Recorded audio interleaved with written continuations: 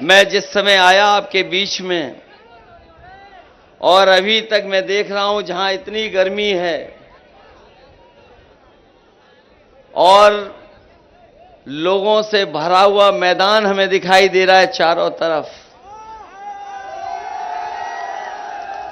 ये जो जोश और उत्साह ये बता रहा है कि इस बार बदायूं की जनता ने मन बना लिया है। न केवल जिताने का काम आप लोग करेंगे बल्कि आदित्य यादव को रिकॉर्ड मतों से यहां जिता करके भेजेंगे।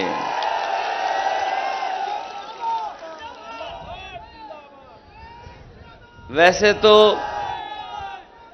तोते उड़ने वाली बात आ गई है सामने। तोते जब उड़ेंगे तब उड़ेंगे, लेकिन मुझे पता है कि दिल्ली वाले भी बदायूं आए हुए हैं और उनके पास सब सूचना और जानकारी का तंत्र है। जब उड़ेंगे तब उड़ेंगे, लेकिन उनके तो आज ही तोते उड़ गए होंगे आपकी जानकारी करके। हम लोग सब जितने मंच पे साथी बैठे हैं वो आदित्य यादव जी के लिए वोट मांगने आए हैं।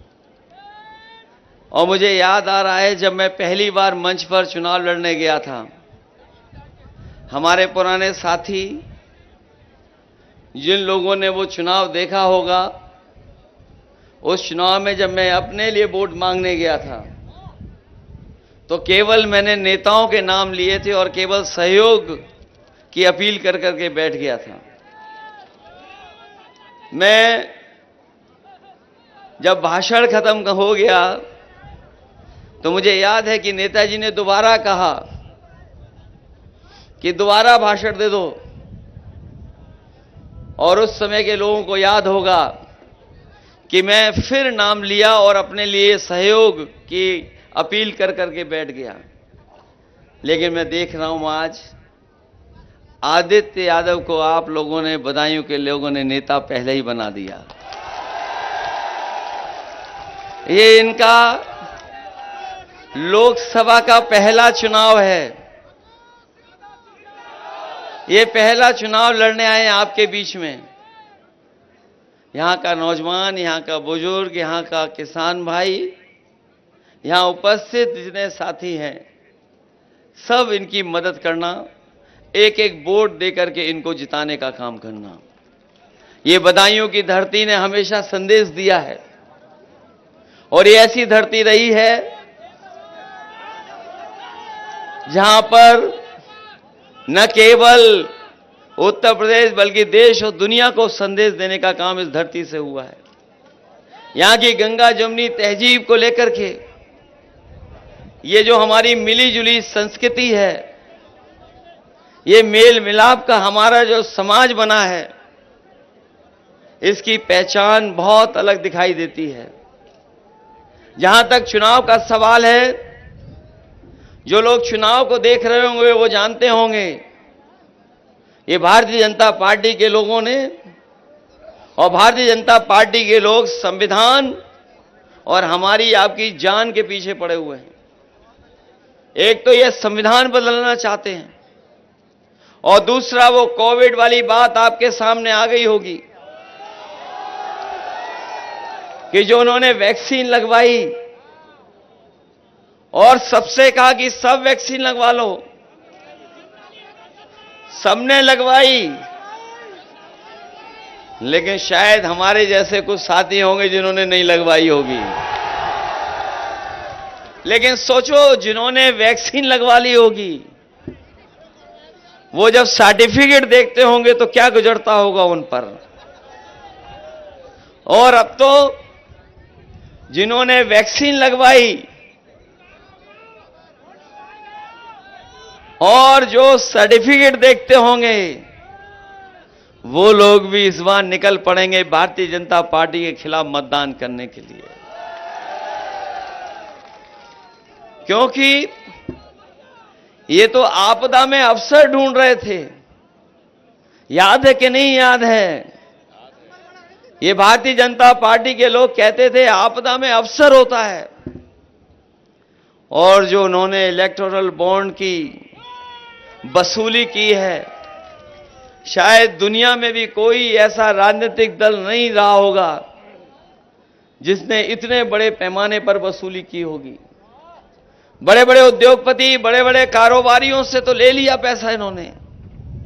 ईडी, सीबीआई, इनकम टैक्स का डर दिखा करके, लेकिन जो लंबी सूची आई है उसमें पता लगा है कि जिन कंपनियों ने वैक्सीन दी थी उन लोगों से भी इन्होंने चंदा वसूल लिया। तो न केवल संविधान को खतरा इनकी सरकार से, बल्कि इनके फैसलों से जान को भी खतरा है। और पिछले 10 साल में जितनी भी इन्होंने बातें की हैं सब झूठी बातें, और वादे भी झूठे निकले इनके। हमारे किसान भाई होंगे, याद होगा उनको, यही दिल्ली वाले आते थे और कहते थे हम किसानों की आय दोगुनी कर देंगे, और किसानों ने मेहनत की, किसानों ने तैयार हो गई अपनी फसल। जो आज के समय में लागत है वो लागत बढ़ गई। लेकिन बताओ, यहां तो सब किसान और किसान से परिवार के जुड़े लोग हैं। अगर किसी की भी आय दोगुनी हो गई हो तो बता दो। जब आय दोगुनी नहीं हुई, और बीच में आपको याद होगा, आपको कि इन लोगों ने काले कानून लाने का काम किया, और वो अगर काले कानून आ गए होते तो हमारा किसान और किसान की पैदावार उद्योगपतियों के हाथ में चली जाती। यही इसी देश के किसान जाकर के दिल्ली पे धरने पे बैठ गए, सालों साल बैठे रहे, लेकिन जब चुनाव उन्हें लगा कि वो चुनाव उनका हार जाएंगे या डगमगा जाएगा चुनाव, उन्होंने तीनों काले कानून वापस ले लिए।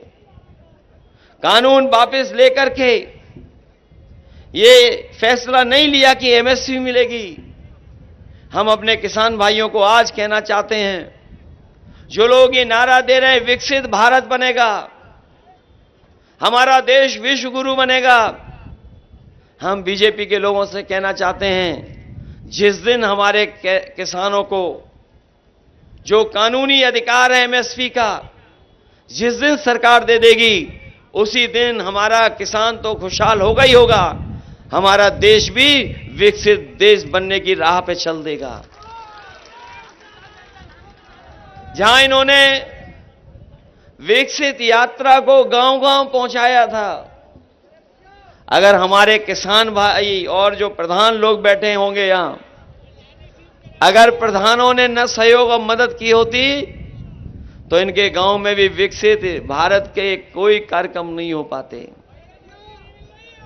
और जब इन्हें वोट चाहिए था तो ये राशन दे रहे थे, और राशन में रिफाइन तेल और न जाने क्या क्या दे रहे थे, नमक। और आज क्या दे रहे हैं आपको?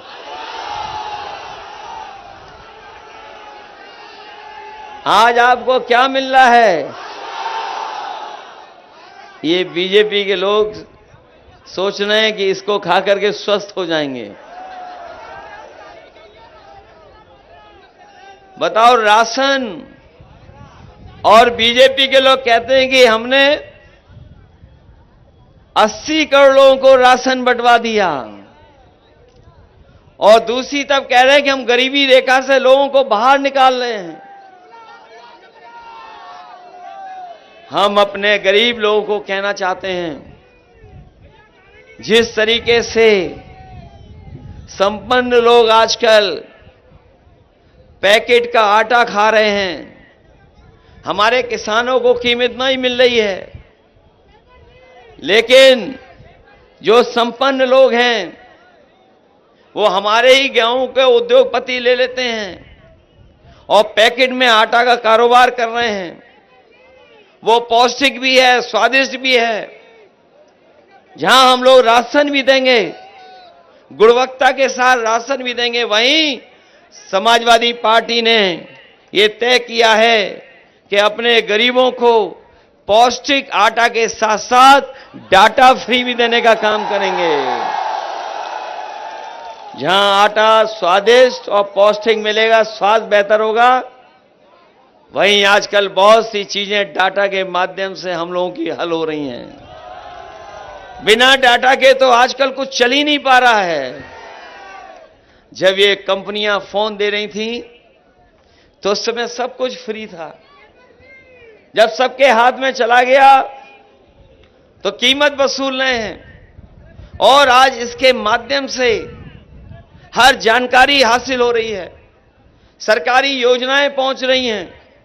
सरकारी योजनाओं के साथ साथ अगर आपको जानकारी हासिल करना चाहते हो, इसके न केवल इससे हमारा बाजार चल रहा है बल्कि हमारा जीवन भी आसान कर दिया।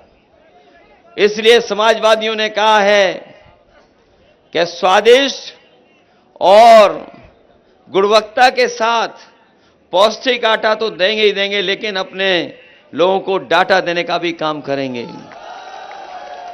जहां किसान भाई कर्ज में डूब रहे हैं और बीजेपी की सरकार में, पिछले 10 साल की सरकार में 1 लाख किसानों ने आत्महत्या की है। ये बीजेपी वाले बताएं कि उन्होंने 10 साल में उद्योगपतियों का साथ दिया कि किसानों का साथ दिया। अगर उन्होंने किसानों का साथ दिया होता तो 1 लाख किसान को आत्महत्या नहीं करनी पड़ती।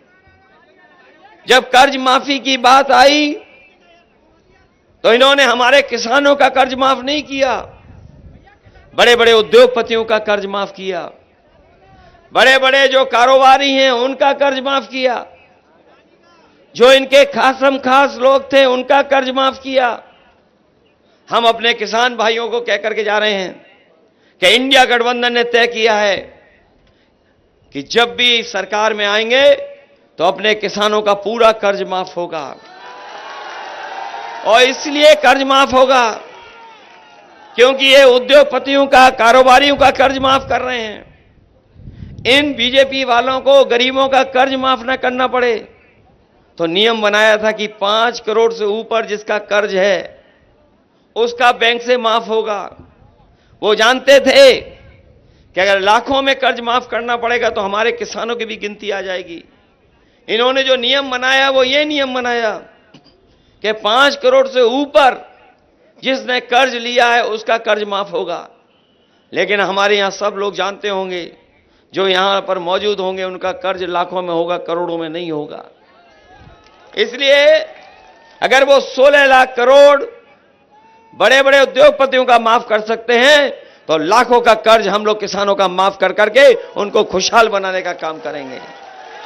जहां एक तरफ हमारा किसान महंगाई से लेकर के परेशानियों का सामना करना पड़ रहा है उसको, वहीं हमारे नौजवानों के हाथ में कुछ है ही नहीं।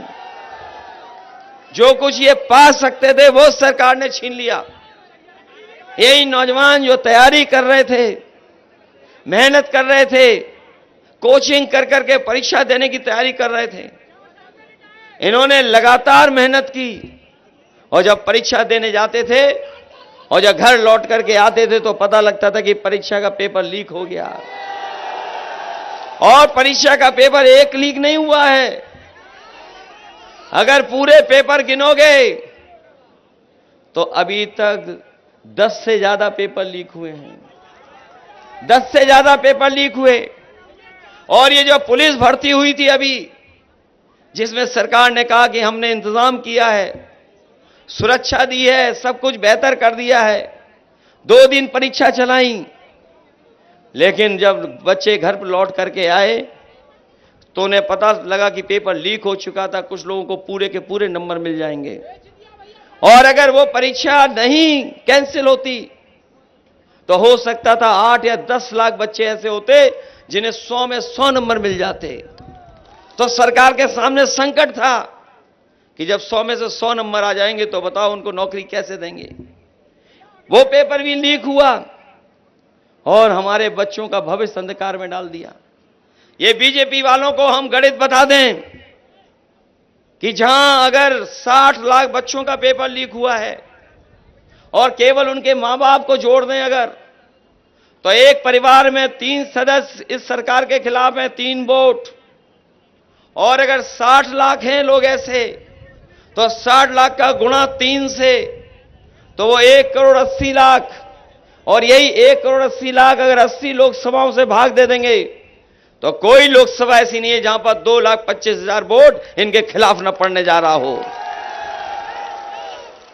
तो बताओ ये बचेंगे कैसे? बताओ, एक लोकसभा में अगर 2,25,000 वोट कम हो रहा हो केवल नौजवानों की वजह से, तो बताओ ये बचेंगे कैसे? इसीलिए आपने देखा होगा, पहले कह रहे थे 400 पार, अब हार रहे हैं 400 हार। उनको यही सुनाई दे रहा है।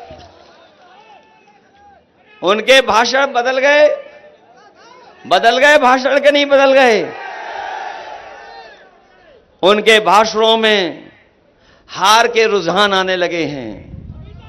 हार का रुझान आ गया उनके भाषणों में। और कई लोग तो ऐसे हैं, बड़े दिल्ली वाले तो दिल्ली वाले, लेकिन लखनऊ वाले तो चाचा ही को याद करते हैं। जब वो परेशानी में फंस जाते हैं, जब उन्हें कुछ समझ में नहीं आता है, हमने तो और आपने देखा होगा विधानसभा में उनके उल्टे पुल्टे जवाब आपने सुने होंगे। एक बार ये आरोप लगा रहे थे सदन में कि 46 में 56 एसडीएम यादव हो गए। हम लोग खड़े होकर के पूछे कि बताओ मुख्यमंत्री जी, वो 46 में 56 वाली सूची कहां है? उस दिन से लेकर के आज तक बताओ वो सूची क्या जारी की इन्होंने? क्या जारी कर पाए वो? और फिर कहां चले जाते हैं वो? फिर वो चाचा को ढूंढते हैं। उनका आपने वो योगा वाला भी देख लिया होगा। कहते थे 4 बजे सो के उठ जाते हैं। जो व्यक्ति 4 बजे सो के उठता हो और जब योगा करने के लिए कैमरा टीवी लगाओ, तो बताओ एक टांग पे नहीं खड़ा हो पाता हो। और किसने कहा था कि एक टांग पे खड़े हो? लोम अलोम कर लेते तो नहीं पकड़े जाते। बताओ पकड़े गए कि नहीं पकड़े गए? ये बहुत अलग तरह के लोग हैं। अब इनकी नजर संविधान पर पड़ी है, संविधान को बदलने की। लेकिन जनता ने भी मन बना लिया है कि जो संविधान बदलने की बात करेंगे उन्हें वो सरकार से बदल देंगे। जो लोग डबल इंजन वाले थे, बड़ी बड़ी होर्डिंग लगा रहे थे डबल इंजन की, ये जो डबल इंजन वाले लोग हैं, होर्डिंग देखना बड़े बड़े शहरों में लग गई होंगी। होर्डिंग लगी हैं, बड़ी बड़ी होर्डिंग लगी थी। बरेली में देखा, और जगह देखा, हो सकता बदायूं में भी लगी हो। जो डबल इंजन वाले थे उनका एक इंजन पहले से ही गायब है, केवल एक इंजन बचा है। उसको बदायूं वाले वोट डाल करके हटा देंगे। ये संविधान बदलना चाहते हैं। और न केवल संविधान, बल्कि हमारे नौजवान में देख रहा था, जिनकी बाजुओं में ताकत होती है वही खंबे पर चढ़ पाते हैं। अगर इन नौजवानों को दौड़ने का मौका मिल जाए, नौकरी करने का मौका मिल जाए, तो वो खंबे थोड़ी चढ़ेंगे, नौकरी करने जाएंगे। बताओ ये नौकरी कैसी नौकरी दे दी फौज की इन्होंने? ये अग्निवीर जो नौकरी है 4 साल की, हम नौजवानों को कह करके जा रहे हैं कि हम कभी स्वीकार नहीं कर रहेंगे इस नौकरी को। और जब भी सरकार में आएंगे तो पहले जैसी नौकरी, जो पक्की नौकरी होती थी, जिसमें वर्दी और पेंशन और सम्मान मिलता था, वही नौकरी करने का काम करेंगे। ये खाकी वर्दी वाले कभी कभी गुस्सा दिखाते हैं हम लोगों पर। ये खाकी वर्दी वाले भी कभी कभी गुस्सा दिखाते हैं। ये लोग भी समझ लें कि बीजेपी अगर दोबारा सरकार में आ गई तो इनकी 3 साल की नौकरी हो जाएगी। ये सोचते हैं ये कैसे हो जाएगा। कभी कभी पत्रकार साथी पूछते हैं ये कैसे हो जाएगा। मैं उनसे पूछता हूं, बताओ आपको पता था कि फौज की 4 साल की नौकरी हो जाएगी? क्या आपको पता था आधी रात आकर के नोट बंद हो जाएंगे? क्या आपको पता था? तो सोच लीजिए आप लोग भी कि फौज की 4 साल की नौकरी और हमारे खाकी पहनने वाले भाई लोगों की 3 साल की नौकरी। ये जो सरकारी विभागों में आउटसोर्स की नौकरी है, क्या ये आधी अधूरी नौकरी नहीं है क्या? ये नौकरी आधी अधूरी नहीं है क्या? जब चाहते तब निकाल देते हैं कॉन्ट्रैक्ट पे लेकर के नौकरी। और यही नहीं, क्योंकि ये संविधान में जो हमें हक और सम्मान मिला है, संविधान जो हमें अधिकार देता है, उसको छीनने का नया तरीका निकाला है। जो चीजें सरकारी थी उनको बेच रहे हैं, उनको प्राइवेट हाथों में लेकर के ले जा रहे हैं। सोचिए अगर वो प्राइवेट हाथों में चली जाएंगे तो क्या हमें और आपको आरक्षण मिलेगा क्या? ये जो हवाई जहाज वाली कंपनी थी सरकार की, विभाग की, जिसमें 1 लाख के लगभग लोग नौकरी पाते थे, अगर 1 लाख नौकरी सरकारी होती थी तो हमारे पीडीए परिवार के न जाने कितने परिवारों के बच्चों की नौकरी लग जाती थी। ये पीडीए परिवार को धोखा दे रहे हैं। अभी तो जहाज वाली कंपनी बेची इन्होंने, रेलवे भी बेचना शुरू कर दिया है, एलआईसी भी बेची है इन्होंने, पानी के जहाज वाली जो बंदरगाह वो बेच दिए, और बहुत सारी बड़ी बड़ी संस्थाएं जो हमारी टेलीफोन कंपनियां थीं उनको बेच दिया। डिफेंस को भी प्राइवेट हाथों में दे रहे हैं। तो सोचो जब सब निजी हाथ में चला जाएगा तो बताओ हमारे और आपके आरक्षण और नौकरी का क्या होगा? बताओ ये संविधान को मिटा रहे हैं कि नहीं मिटा रहे हैं? अगर समुद्र मंथन कभी एक समय हुआ था इस धरती पर, तो ये 2024 संविधान मंथन होने जा रहा है। एक तरफ वो लोग हैं जो संविधान के भक्षक हैं, और ये जो मैदान में खड़े लोग हैं वो सब संविधान के रक्षक लोग हैं। हम संविधान को बचाने का काम करेंगे। क्या ये हमें और आपको नहीं दिखाई दे रहा? ये जो प्राइवेट कंपनी उसमें आरक्षण नहीं है, इनमें नौकरियां आरक्षण के तहत नहीं मिलती हैं। और आज का नौजवान तो पढ़ा लिखा है, जानकार है, टाइप कर करके देख लेना। जो प्राइवेट कंपनियां हैं अगर 10 लाख नौकरी देते हैं तो हमारे आपके पीडीए परिवार के उसमें कोई शामिल नहीं दिखाई देगा। इसलिए धोखा मिल रहा है कि नहीं मिल रहा? धोखा। सोचो हमारे देश के इतने बड़े पैमाने पे नौजवान बेरोजगार है। कल ही आपने अंतर्राष्ट्रीय लेबर डे मनाया और याद किया मजदूरों को। जो रिपोर्ट आई थी उसके माध्यम से कहते हैं कि 83% नौजवान बेरोजगार है भारत में। सोचो 83% जिस देश का नौजवान बेरोजगार हो वो देश कैसे खुशहाल होगा, कैसे विश्वगुरु बनेगा? इसलिए जहां हमारे आपके सामने संविधान बचाने का ये चुनाव है, वहीं हमें संविधान में दिए हुए अधिकार उनके बचाने का चुनाव है। यही संविधान है जो हमें न्याय का रास्ता दिखाता है, और यही संविधान है जो हमारे आपके संजीवनी है, जो जीवन देता है और आगे बढ़ने का हमें हक देता है, बराबरी का हक देता है। ये लोग हैं जो संविधान को भी खत्म करना चाहते हैं। इसलिए संविधान बचाने का भी चुनाव है। इसलिए संविधान बचाओगे आप कि नहीं बचाओगे? अब कहते हैं कि परिवार के लोग लड़ रहे हैं। हम तो कह रहे हैं हम पीडीए परिवार के लोग हैं और हम संघर्ष वाले लोग हैं। और अगर बीजेपी को इतना ही परिवार बुरा लगता है तो वो संकल्प लें और कसम खाएं कि किसी परिवार वाले को वो टिकट नहीं देंगे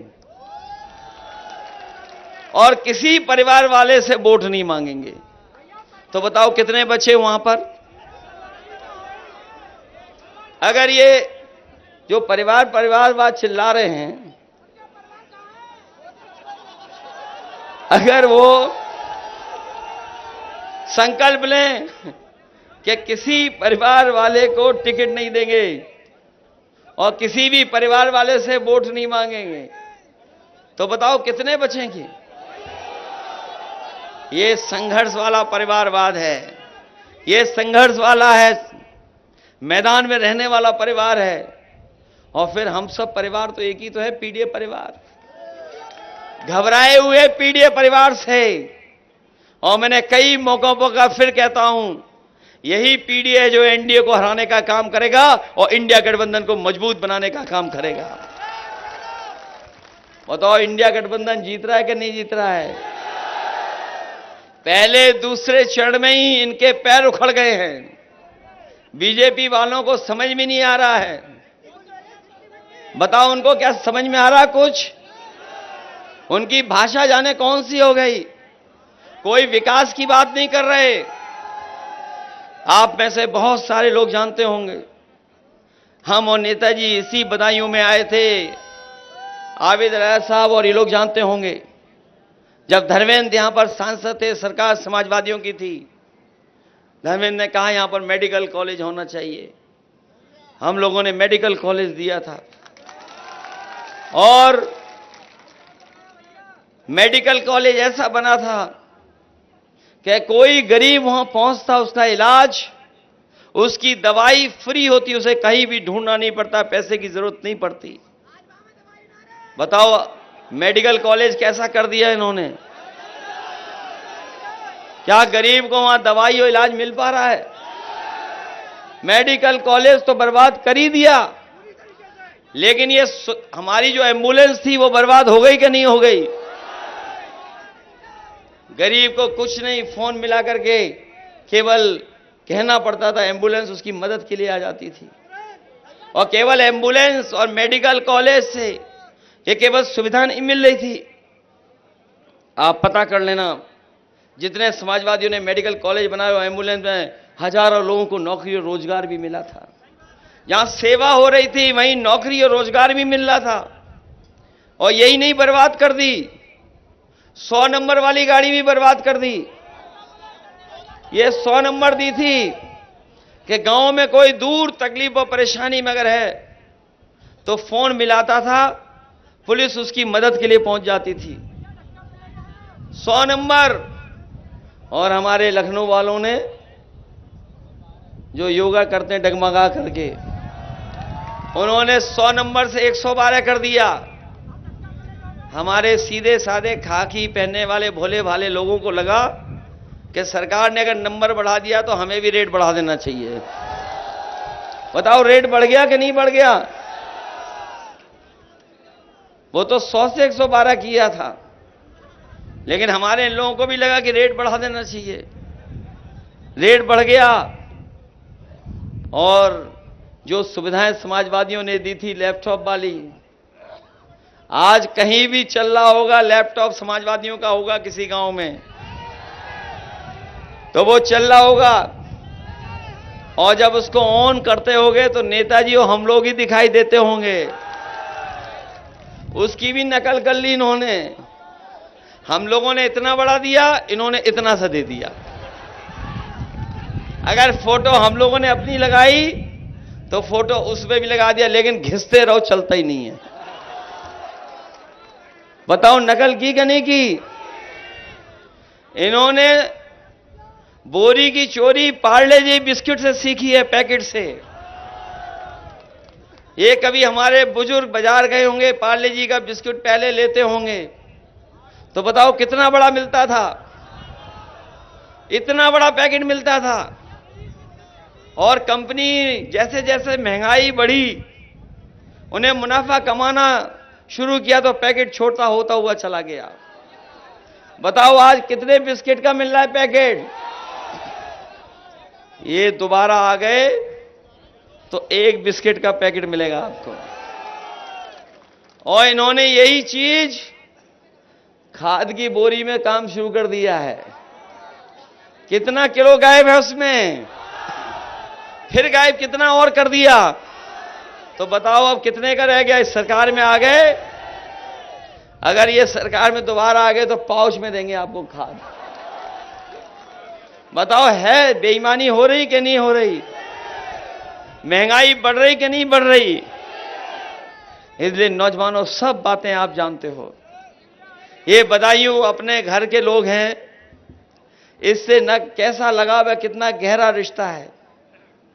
आदरणीय सलीम शेर सिरवानी साहब को न जाने कितनी बार आपने चुन के लोकसभा में भेजा, नेताजी को भेजा, धर्मेंद्र को भेजा, और हम लोगों को सबसे ज्यादा भरोसा अगर है तो अपने बदायूं के लोगों पर है। पिछली बार हारे नहीं थे हम लोग, हराए गए थे हम लोग, हारे नहीं थे उस समीकरण में। हम लोग धोखे से हार गए और हराए गए थे, कुछ धोखा खा गए और हरा दिए गए। तो बताओ, पिछला भी हिसाब किताब पूरा करोगे कि नहीं करोगे? बताओ, पिछला हिसाब किताब पूरा करोगे कि नहीं करोगे? अगर पिछला हिसाब किताब पूरा करना चाहते हो आप, तो अपना बूथ आगे करोगे सबसे कि नहीं करोगे? अपने बूथ की रक्षा करेंगे आप, और जब मतदान करो तो सावधान भी रहना इन विरोधी लोगों से। सावधान रह के रक्षा करोगे कि नहीं करोगे? और हम तो जानते हैं, इस चरण में जितनी भी लोकसभाएं हम लोग लड़ रहे हैं, वो सब ऐतिहासिक सीट वोटों से जीतने जा रही हैं। हमारे अलावा सभी इसी चरण में चुनाव लड़ रहे हैं, और आखिरी में हमें भी लड़ना पड़ गया। इसलिए यहां जिता करके हमारी भी मदद करना। और ये तो जो आपका विकास रुका पड़ा था, ये जो आपका विकास रुका पड़ा है, जो काम नहीं हो पा रहे, हमें याद है कि धर्मेंद्र हमेशा कहते थे 4 लेन सड़क बननी चाहिए। याद है कि नहीं याद है? अब आपको किसी से कहना नहीं पड़ेगा, चाचा अपने आप सड़क बना देंगे। बताओ, बदायूं में सब चौड़ी चौड़ी सड़कें हो गई कि नहीं हो गई? और हमारे ये बदायूं शहर वाले जानते होंगे, तार अंदर हो गए कि नहीं हो गए? और ये जो बिजली मिल भी रही है, जो आपके सब स्टेशन बने हैं, ये बीजेपी वालों के नहीं है, सब समाजवादियों के हैं। और कभी 7 साल में मुख्यमंत्री जी के मुंह से कभी सुना बिजली के कारखाने का नाम? हम लोगों ने तो कई बार पूछा, कई बार कहा कि बोल दो एक बार। हमने कहा कि बोल दो 3x660 super critical thermal plant. आज तक नहीं बोला। बताओ, कभी बोला उन्होंने? ये जो बिजली आपको मिल रही है, सब समाजवादियों की देन है। इन्होंने कोई बिजली नहीं बनाई, और केवल ऐसा बिजली का बिल आता है कि सबको करंट लग रहा है। मीटर लगवा दिए, सब मीटर लगवा दिए। और ये जो गंगा एक्सप्रेसवे बन रहा है, ये अच्छा है, गंगा एक्सप्रेस चलो बना जा रहा है, लेकिन आगरा लखनऊ से अच्छा नहीं बना पा रहे हैं। हम अपने बदायूं को लोगों को कह के जा रहे हैं कि एक कोई था, उसने मोड़ दिया, जाने कहां ले गया एक्सप्रेसवे। वो फर्रुखाबाद का नारा याद होगा कि फर्रुखाबाद वाले खाएं गन्ना और एक्सप्रेसवे ले गया खन्ना। बताओ, कहां टेढ़ा मेढ़ा लेके चला गया उधर। इस एक्सप्रेसवे को भी सीधा कर करके आपको लखनऊ से जोड़ने का काम हम समाजवादी लोग करेंगे। और ये एक्सप्रेसवे बन जाएगा तो बदायूं के लोगों को 2.5-3 घंटे से ज्यादा नहीं लगेगा। आप लखनऊ पहुंच जाओगे, और पीछे दिल्ली जाना चाहोगे तो दिल्ली भी जल्दी पहुंच जाओगे। आपको दोनों तरफ आसाम से पहुंच जाओगे। सड़कें भी बनेंगी, बिजली का इंतजाम भी होगा।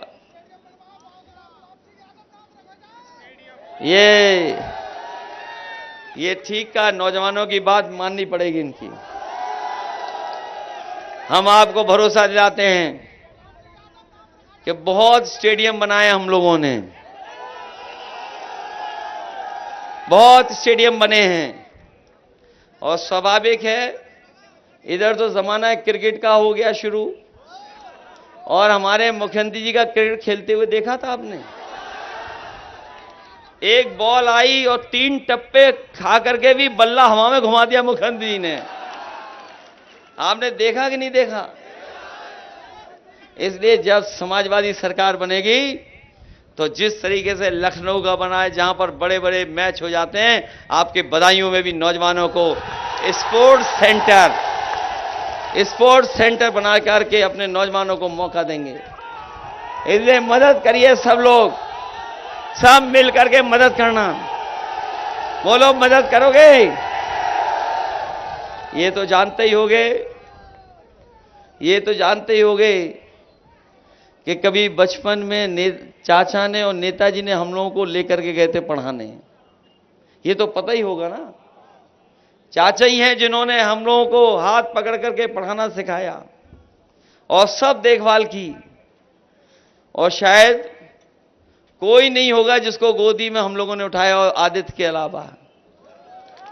इसलिए इतने वोट दे देना कि ये रिकॉर्ड मतों से जीत करके जाएं और लगे कि हां, बदायूं के लोगों ने पिछले चुनाव का भी हिसाब किताब इस बार बराबर कर दिया है। जहां आपकी ये सुविधाएं हैं, ये दिल्ली वाले बुलेट ट्रेन पता नहीं कहां ले जा रहे हैं, किस दिशा में इनकी बुलेट ट्रेन घूम गई पता ही नहीं। बदायूं में बुलेट ट्रेन आई क्या?